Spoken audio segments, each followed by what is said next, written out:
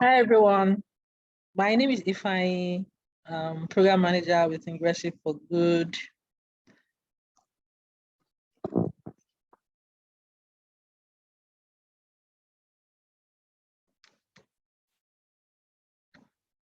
It is great to have you all here with us.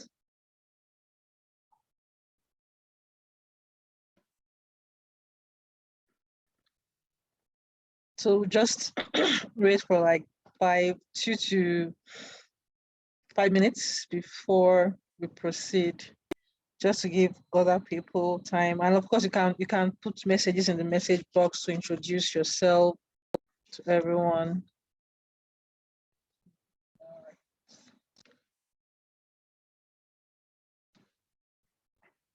Hi Alima, good afternoon. It's nice to have you here. Hi Kelani, it's great to have you.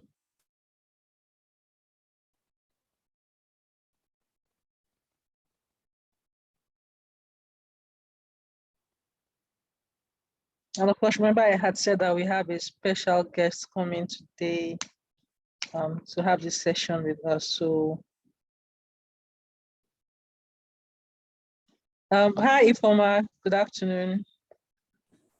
Hi, fine, good afternoon. Nice to have you with us. Thank you for honoring our invitation. Thank you so much.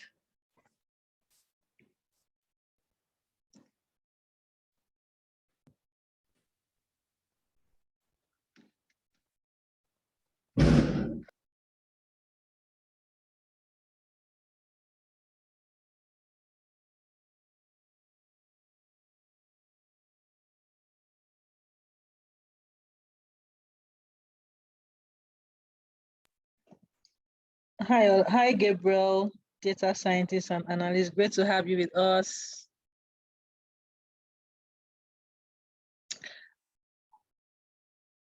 So at exactly 4:05, we will be starting, just to give people enough time to join us.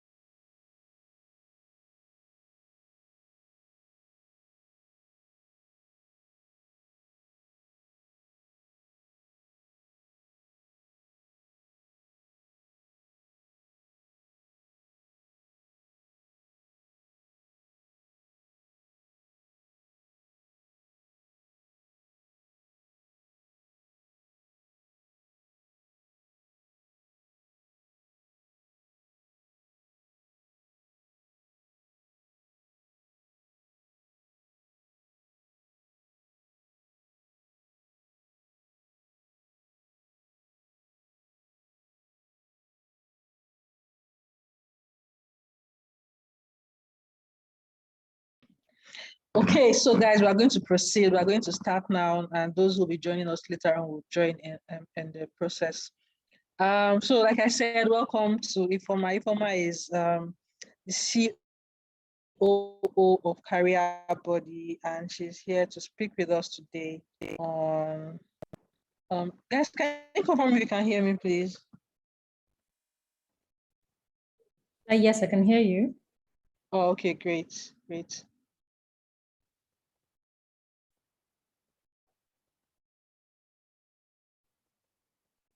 I can hear you. Oh, okay. Oh, okay, great. Thank you. So Ifeoma is CEO of Career Body, and she's here to speak with us basically on career goal setting, how to navigate, our career path, seeing as um, we have just finished, a couple of us just finished our program from our different training programs at Ingressive for Good, and trying to navigate into for some of us navigate newly into the world of tech, or some of us even trying to navigate newly into the world of work as a whole, right? And so we have an expert here with us. So I'm going to allow Ifeoma introduce herself, and then we can proceed. She's going to talk to us about it, and then we'll have a few minutes to ask her questions. So Ifeoma, over to you. Thank you so much, Fine. Thank you. Thank you. I really appreciate being a part of this. And hi, guys. My name is Ifeoma Martins. I'm currently the Chief Operating Officer at I4G, and now I have I've been in a career recruiting for almost all my career. I have helped with filling and interfaced with hiring managers for roles across the African continent, and also even understand, what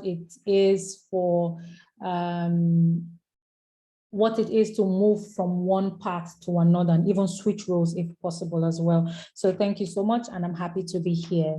Before I go deep into this, I would start with saying this. I think it's not a lot of times, or people do not understand that the need to set your goals when at every point in your career, right? And saying that, a bunch of the guys here are just finishing out their trainings from I4G. I think the need to have to plan out your career it's not overemphasized. I think a lot of people don't do it, and there's so much to be gotten if you're able to, follow particular steps and do certain things to see how your career growth, goes, and see places where you actually even think you should be making changes to. So firstly, I would start with asking a question. What does success in your career mean to you? What does it look like for you? I think I spoke about something similar about a month ago, where we sort of outlined or had like like a Q&A where we outlined what success meant for each person individually. Because I know that, or as a collective, what success is for Mr. A in that career path might not be exactly what success means for Mr. B in a particular career path. And if you know what success means to you for a particular career path you want to take, it's easy to then start putting the steps to achieve that, success you have mentally. So firstly, I think the first step to take is to understand what success in that career path looks like for you, and putting that down, actually, not just leaving it as a mental picture, because there's something about having to look at something you are going for. There's this sort of drive or gumption it gives to you to be able to, look at it and say, okay, this is the big picture for me. Now, please, at any point, just keep taking down questions or put down your questions, and I'm happy to answer them after this session. And secondly, after you have gone over what success, you have intrinsically sat down to ask yourself what success looks like for you in a particular career path that you want to undertake. The next thing to do is to actually put out what the big picture is. So if success is, say, working as a senior QA engineer, working as a big data analyst, working as a engineering manager in, say, 10 years, 5 years, or even saying building, a startup of your own that is maybe bootstrapped or raising funds, or meeting or has met product market fit, then that's what success looks like for you. When you have outlined, when you have a clear understanding of what your own success path is, then understand what the big picture is exactly. Put that down into tiny steps. So I'll break that down now. From breaking down what your big picture is, how do you break that down? The first thing to do is you have to take the step to formulate a career plan. And this career plan might entail you exploring or putting down a few say occupations, or a few roles that are likely to come your way, or you are likely to take on if this is the goal. Are you willing, if you are a full stack engineer, are you willing to take on say backend roles? Would that take you to where you want to go? Would that lead you to the big picture you are envisaging? If not, just keep, while you have a career plan outlined, there you can tick, okay, this role will take me here, this role will take me here, this is what I would rather do. If you have that already pointed out, then what are the skills and the trainings or the qualifications, the certifications needed to succeed in these roles?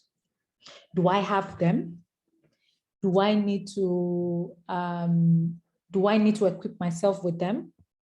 When do I need to do that as well? So while you are planning what roles that you might see yourself taking on, you also have to plan what are the skills needed or trainings or whatever you need to be successful in those roles, or even get a foot in the door for those roles. Do you have them? So you also have to outline, okay, I have this. How long do I need to get myself, to have these skills? Would I be able to, would the timeline that I have given myself be enough for me to gather these skills and move and start looking at this role? Or do I need to switch? Or do I think I can have a shorter time frame to get those skills?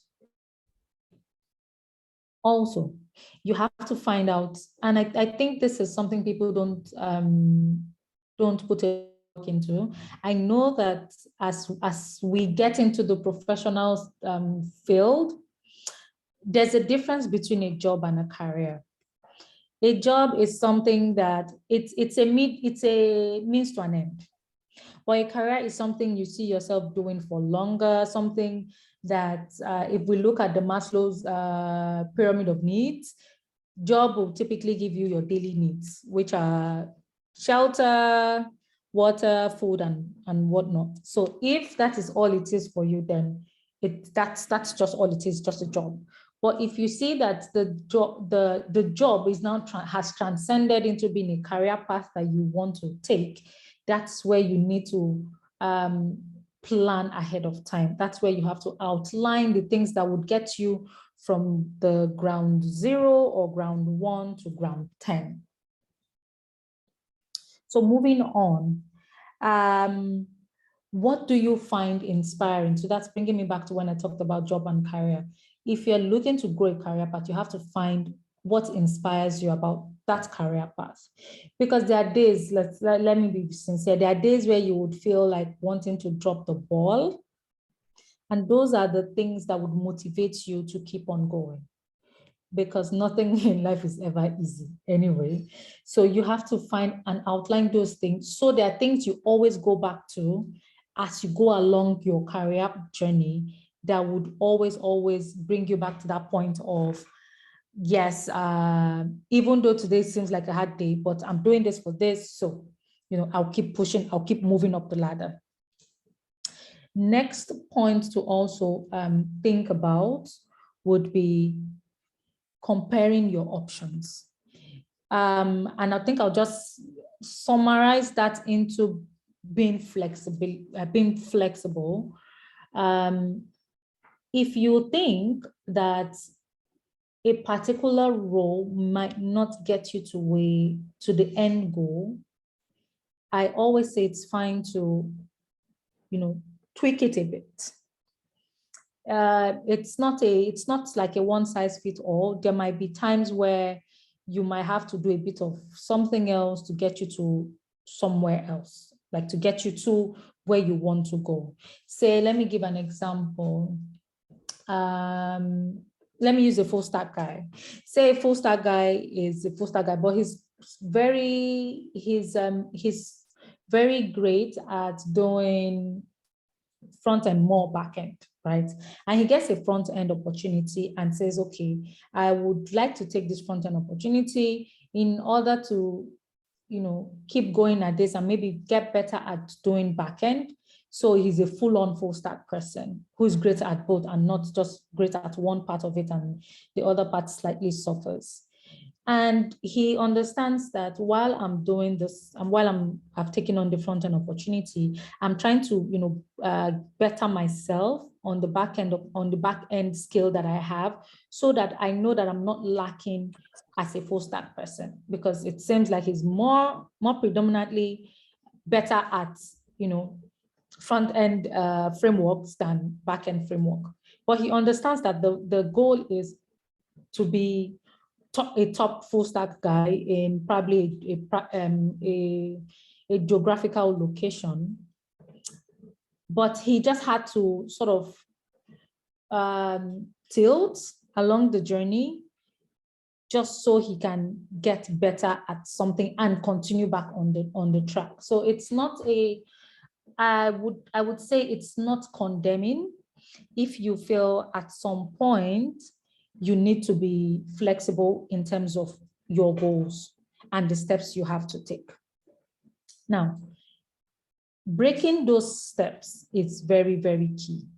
If you have outlined all of your big picture, it's easier to break them down from the top to the bottom than from the bottom to the top. Outline what you want to see, where you see yourself. Outline what are the options or what are the different career paths this is likely to get me into. What are the skills I need to get into these different career paths? What are my inspiration for each of these career paths I would want to undertake? And what do I see myself doing in this career path? So if you've had those things broken down, it will be easier to then break down the steps. So you go step one, say QA. Let me use a QA engineer as an example. First step, QA engineer. What do I need? I have just finished my training. I'm just going into the workforce. Having built my big picture, having understood what success is like for me in that career, how do I get to being, the top person at this? And it's fine if you decide to break the goals into smaller time frames instead of just maybe making it a holistic goal. You can break it into shorter time frames, like, okay, in 1 year, this is the goal for 1 year in terms of my career. So what do I need to achieve this goal? There we have the smaller steps we now have to take. The small steps could be maybe move into a more hands-on opportunity, or switch from being a front-end person to probably being a full stack person, or switch from being a full stack to being a full-on back-end guy, or learning additional frameworks, because we know that as in the tech space, there are typically new frameworks as time goes on. So do you need to educate yourself? Do you need to get abreast in those frameworks as well?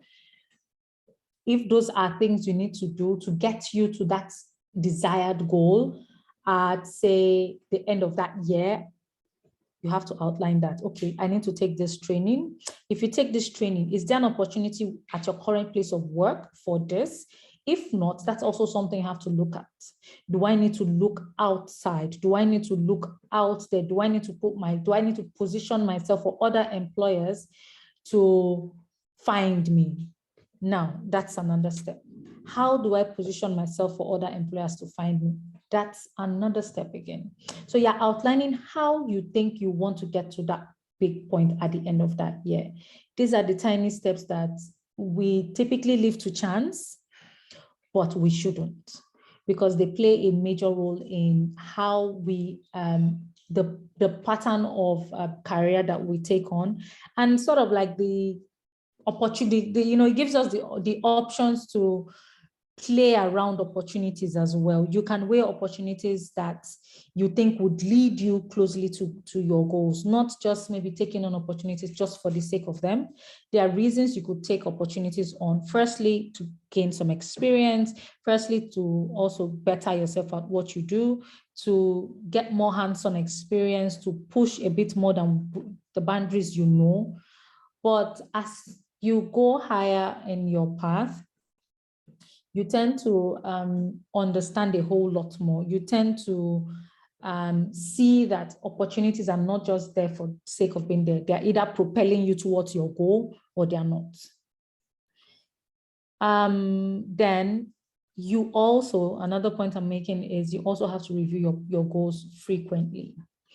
The main reason for this is because people change, and what you find inspiring, what you find as wholesome might change at some point. There are times where people have had, I was speaking to someone, I think yesterday or 2 days ago, and she had done sales all her life, and she wants to pivot to product management.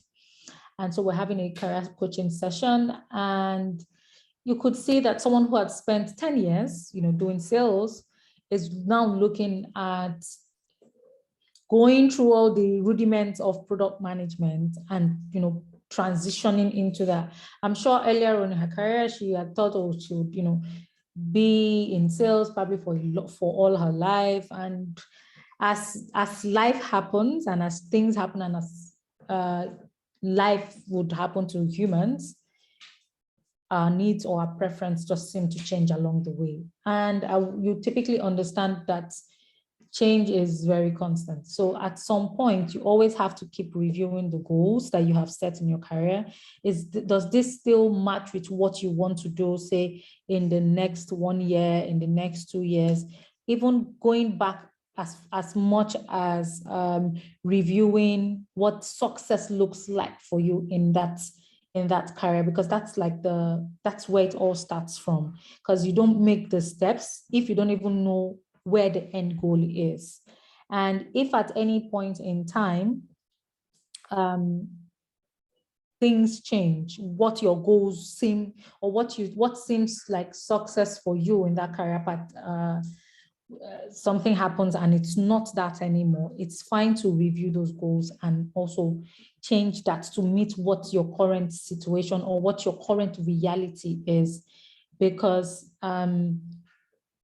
you might want to do QA all your life, might decide 5 years time, 3 years time, I think I'd rather, switch to something else. I think I'd rather maybe try DevOps and see how that goes. So while you are flexible to try different career paths, always be flexible as well to come back and understand or switch what success means to you. I don't think it's a bad thing. I don't think it's wrong to sort of change what success looks like for you, because it's inevitable most times. So if you understand what success means for you at a different point in time, you are able to now break down the steps, the pictures that you have to, realign in your head. You are able to also understand what the new path would look like, and then also plan it out and outline that as well.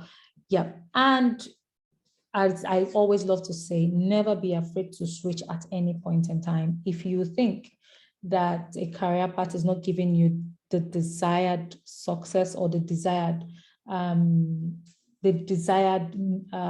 intrinsic feeling of accomplishment, it's okay to try out something else or try out a different path as well and see if that gives you even a whole lot more satisfaction. It's not something a lot of people are open to. It's not something a lot of people are happy to talk about, but not necessarily making like a whole 360 degrees change. Say if you are in tech, you have you are looking at another a different path that might not necessarily be the exact same thing, but it's close enough, and you think a switch would be fine. I don't think that's a bad thing to do, but always remember the reason why you are doing what you're doing and understand where you are going to, because that would help you to build upon everything that you have done and take that into the next step. Yes, so I think I'll close with that.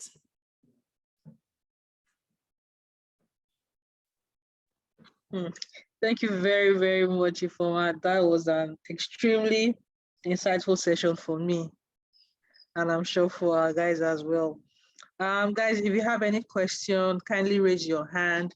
In the meantime, Farouk has a question. So Farouk says, what advice would you give someone interested in both academia bracket research and industry building products?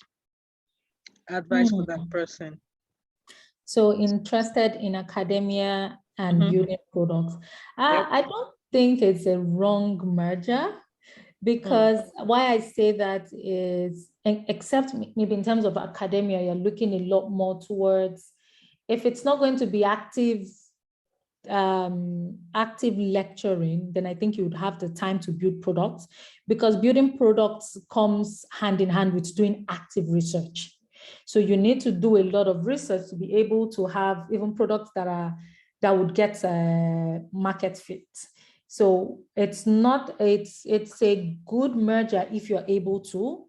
Well, I think if you're not actively going to lecture, then, well, I don't think that doing research and trying to build products is it's a bad combination. It's actually a great combination, because to build products, you need to do a lot of research. You have to understand what's the solution this product is bringing to the market, who are my viable customers, who are the likely people to even pay for this products, how do we even achieve product market fit. So it would take a lot of research, which if you're in academia, you are already exposed to, and which is a good thing. Yeah.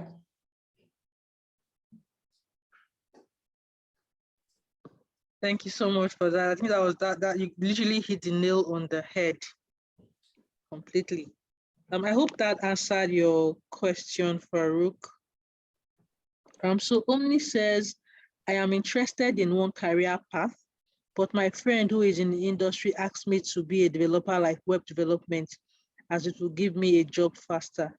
But I am interested in something that takes a lot of qualifications to be industry standard. Should I follow my drive or take advice from someone who is in the industry? I think I mentioned something similar at the beginning. I think I mentioned something similar. So see, this is the thing. It's understandable to start your life or with a job. Like when I expatiated on job and a career, I think 99% of the time, a career starts with being just a job. So it's fine if you wanted to, your friend is advising, because what your friend is saying is actually the truth. If you have some web development skill, or say, if you have some exchangeable web skills or technology skills, you will get a job faster, which is quite true. I think I would go with what your friend is saying, but not in its entirety, right? You can start with a technology role, and while you're on that role, use the time to also gather the certification you need for the other role or for the other industry you want to move into. Because at the end of the day, it's an added advantage for you. You can at any point decide to, be here or there. And as the world is going, you would eventually stand out amongst, your general peers because you have some exchangeable web skills, as opposed to just going and just taking a longer period in that industry to get the certifications before even getting that job. So if you could start, if you already have web development skills, you can go ahead, get a job. While you are on that job, use the time to also gather the qualifications for that other role. I think that the skill you have would differentiate you from the broader applicants or candidates for when you want to go into your desired role. Because nowadays, I think as employers, we're all looking for that thing that makes a candidate better than the other one. And if everyone is coming to the table with the same thing, there's nothing to make an employer look at your own profile and be like, oh yeah, I think I like the fact that this person has done this, and also has this as an additional skill. So any which way, it's a win-win for you. So I think I would rather you took on the web development role and keep bettering yourself to go into that other industry that you have a preference for, because at the end of the day, no knowledge is ever lost. So you would stand out. I hope that answers Omni's question. I hope so too, because he answered it for me, and I think he couldn't have done any better. I mean, you literally hit the nail on the head. Thank you. Thank you. Any other questions or concerns? Okay, it doesn't look like we have any more questions. So in the absence of, there's someone, Gabriel. So Gabriel says, I have completed data camp science and data analysis track courses. I recently completed the Google Data Analytics certificate. The issue is that I am still an undergraduate, final year, and affected by ASU. Can I find a full-time job? Of course, definitely. But you have to, I think you have to actively go out there. And when I say so, it's you have to look at companies that are likely to need your skills and approach them directly. I have on my team, I have 3 people, or I had 3 people who were full-time employees on my payroll, and all 3 of them were like final year students. 1 just graduated before the ASU strike. 2 is still in final year, haven't graduated, but are still on the team. So I know that there are companies that do same thing as we do, understanding that and I think most often than not, it's best if the companies are like remote teams, because that way it's centered more on deliverables and not necessarily on presenteeism, right? So you have to look out, you have to do a lot of networking, you have to try to reach out to people, harness the power of LinkedIn, harness the power of Twitter, try to reach out to organizations or startup, most especially because they're the ones who are going to be interested in the skill you have to offer, and they are usually more likely to not be concerned about the fact that you are still an undergraduate, because for me that's usually it's not a determinant anyway.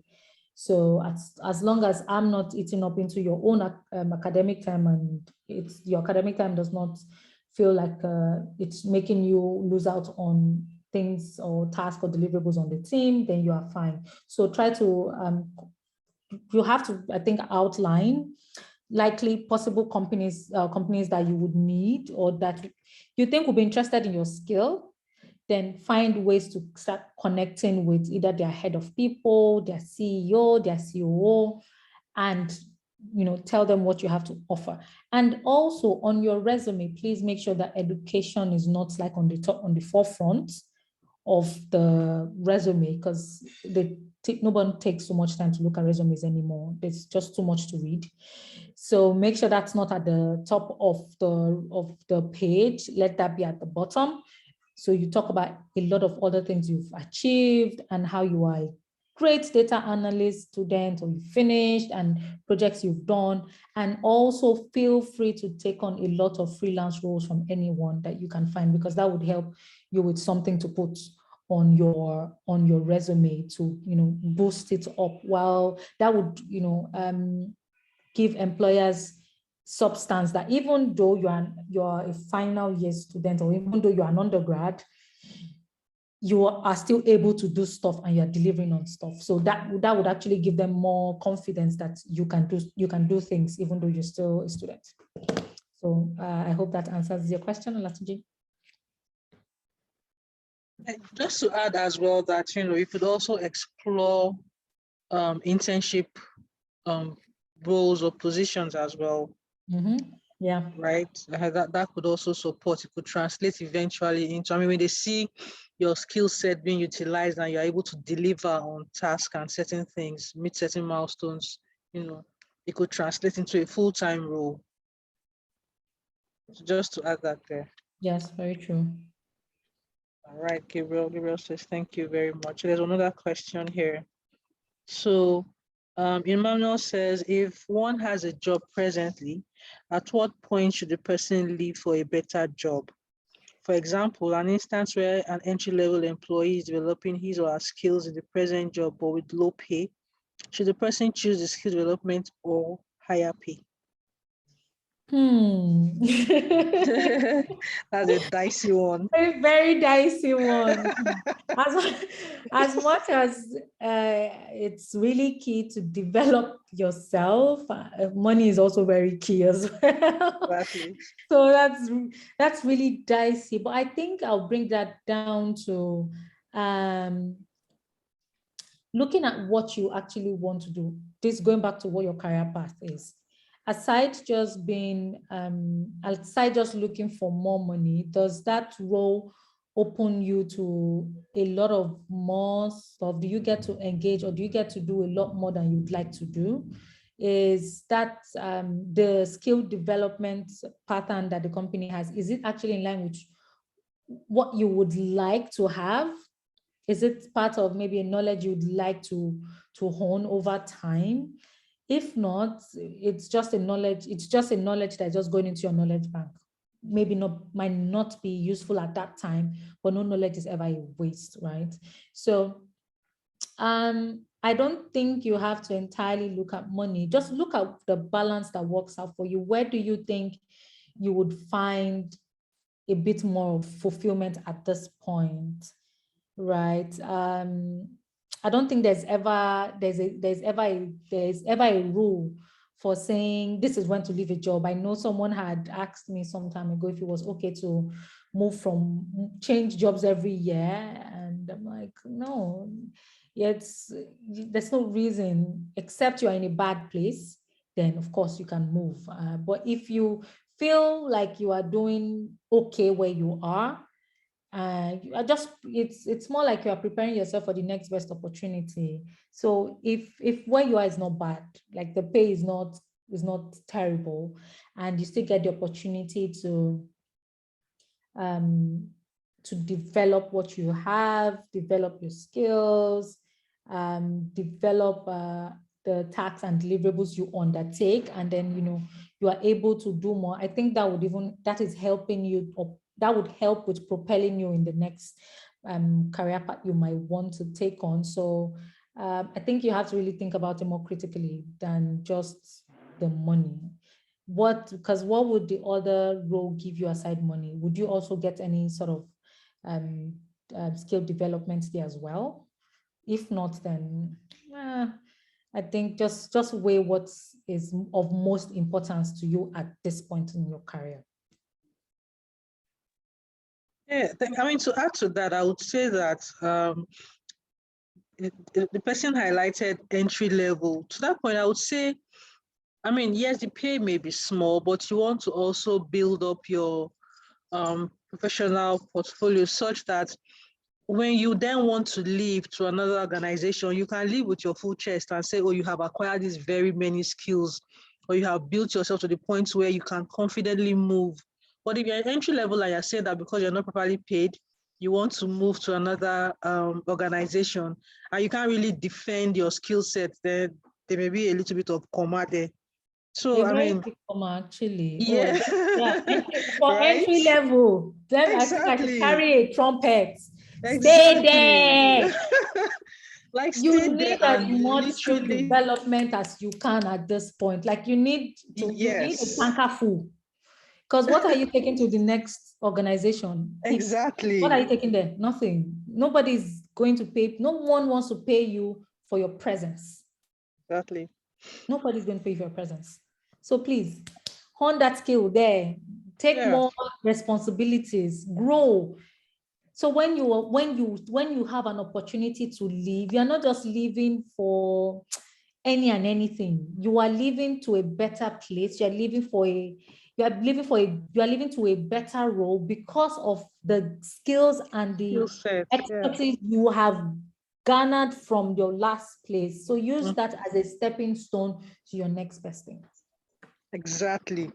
You need to hone those skills before you move away. And I know of people who have done internship for over a year, sometimes with little or no pay at all. Yeah. Not because they don't need the money, they definitely need the money, but because they know that they need to, you know, build those skill sets for them to be able to get what it is that they want. And if you get when you're able to build yourself to that point, you would even get, people, headhunters coming for you because Yes. they know what you can offer, as opposed to you going to go and convince them that you can do this. Meanwhile, you haven't really done much in your space or in your field. So just learn what you have to learn for as long as you can before you start moving jobs. I hope that answers your question. So Omni also, okay, no, we answered Omni's question. Habib, I hope we answered that question for you. I hope that's helpful. Okay. Any other question? Anyone wants to come off me to ask, or are we good with these responses? Have they been answered? Oh, Habib says it hasn't been answered. I think he sent in another question. Oh, yeah, I just saw that now. Okay, so his other question says, if you have a job presently and you apply for another job, would that be a deterrent for getting that new job? I mean, like, will recruiters see it as a good thing or a bad thing on your resume? Well, I don't think that recruiters don't see you moving from one job to another as a bad thing if you're not a job hopper. So if you are at a place and the recruiter approaches you, it's probably because they've seen something and they think that the opportunity that they're approaching you for might be a fit. But then that's for you to also decide, because you have to discuss and understand what the role would be about, a lot more on what the opportunity would present to you, and make a decision on if that's something you want to undertake. Yes, so I think we actually I think naturally recruiters have a higher bandwidth for people who have jobs and they're approaching them for another one than people who are not in a job and they're reaching out to them, because there's an ideology or there's a school of thought that believes that if you are great at what you do, you'll most likely be on a job. Yeah. Using the Nigerian dynamics might not be fair. Yeah. Because we understand there are great people who are not on jobs, right? But most often than not, if you're good at what you do, it means there's something out there that they've seen, and that's why they're trying to speak to you. So it's not a bad thing to look at other jobs if you're on a job. Great. I hope that answers your question, Habib. I missed Omni's question. So Omni says, speaking of resume, a lot of us that just finished a certification course or is good in a tech stack, and we are good enough to make senior level dev roles, but we can't sell ourselves in our resume. What should we do, or how should we do it? I think that's what you meant. Okay, so I don't think, not I don't think, I know very well because I do a lot of hiring, or I manage a team that does a lot of hiring for tech companies in the African sphere. So I can categorically say that for senior level dev roles, it's not just about what's on your resume, but the resume shouldn't be trash, because that's something I have over time. I keep, re-emphasizing on our tech talent. You might be great at what you do, but your resume is still your first interview. So your resume has to be able to communicate that. But moving to senior level dev roles just based on certification is not a reality in the tech space. It's not at all. You have to actually start from a junior role and even move to mid-level before you even get to senior level roles. Most often than not, it takes a whole lot to get to senior level dev roles. We've had incidences where an engineering manager, as great as they might seem on a technical side, is disqualified from a process because they feel like the managerial side is not very strong. Are they too lax, depending on what the company wants to see? So certifications would not just, if you have all the certifications and you have the stack, you need to grow through the ranks. You would not, they wouldn't just make you a senior dev because you have a particular certification, but the certification would even give you a step to being even looked at and also be considered for a hiring in the first place. Then you then have to take it upon yourself to show them that you have the skill technically and soft skills as well to get to it, to become a senior dev. It's not just by the certification if you don't have that experience already, because it takes a lot, and it also depends on the sort of product you have built over time and the sort of team you have been involved with. So you would need time to, grow into a senior dev, but certification alone won't make you a senior dev if you've not gone through the ranks. Yeah. Super helpfully for my, I think that literally answers that question. You need to be realistic with yourself and put in the work first before you think that, before you say that you are due or you're up for that senior level role. Start from somewhere before get to that point. We seem to have exhausted all the questions in the chat box. Does anyone have anything they want to, any question or clarification they want to add on? As we have a very important person here with us. Guys, ask a formal question. She's not going to come back. Like, I actually had to. You better ask a formal question. Oh my God. Okay, I mean, there doesn't seem to be any more questions, which I think that means that everyone understood everything that you have just shared with us, myself included. So I'd like 2 volunteers to just share with us what their takeaway is from this session. It'll be helpful to know that we understood everything that Ivoma has been saying to us for the past over 30 minutes. So just 2 persons, 2 volunteers, just come off mute and share with us what your takeaway is. Gabriel, yes, you can come off mute and speak.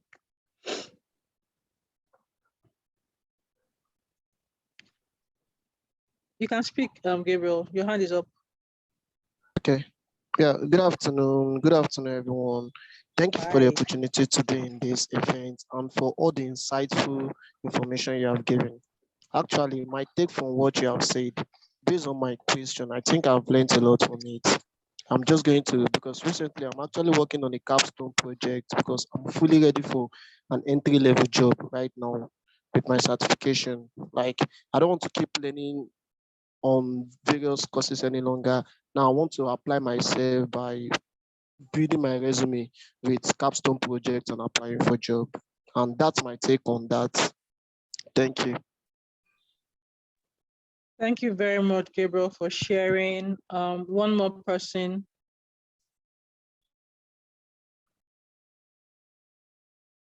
I'm going to just omit anybody. So one more person, just come off mute and share what your takeaway has been so far.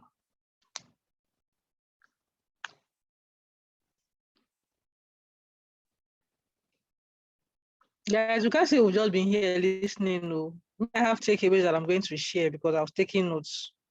So I expect that, All right, Emmanuel, kindly come off mute and share. Thank you. Okay. Hello. Hi. I can hear you. So your audio is good.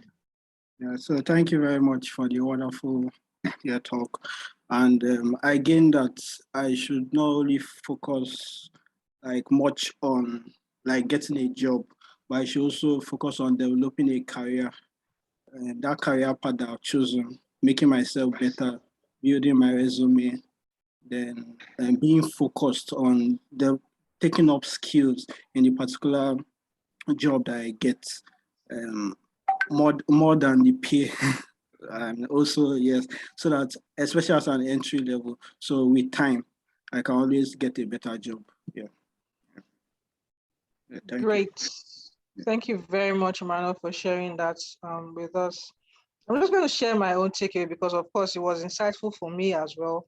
I think one major thing that stood out was the first thing that Ifoma has said around knowing what success means to you. Putting steps or processes in place to help you achieve it. If you understand that this is what success means to me, it would help you know the things you need to do around it to get to that point. It would help you be deliberate in your actions, in your job search, when you get the job, on the job, the things you need to do deliberately to get to the point where you need to get to. And also, my other takeaway is it is also okay to review what your goals are, to review what your success looks like. And based on what your current reality is saying, it's fine for you to review and say, oh, maybe that was what my success was like 1 year ago. This year, based on my current reality, this is what success looks like for me. And it's fine to review. We are human beings, we're dynamic, we're not cast in stone. Our thoughts are not cast in stone as well. So it's fine for me to, to review what my success and my goals would look like and change it and, pivot from one point to the other, provided it aligns with my overall goal, whatever it is. So that's my own takeaway from this whole session. Thank you very, very much, Ifoma, for making time out for us to come to this session and speak with us. We're genuinely and truly grateful for it. Thank you very much. Thank you so much. Thank you, guys. All right, guys. So with that, we have come to the end of today's session, this month's webinar session. Till next month again, of course, we have another special guest coming in. So look out for that. Thank you, guys. Enjoy the rest of your evening and your weekend.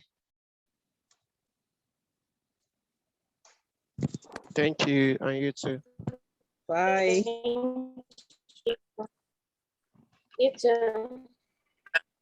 Yeah, thank you. Bye. Bye.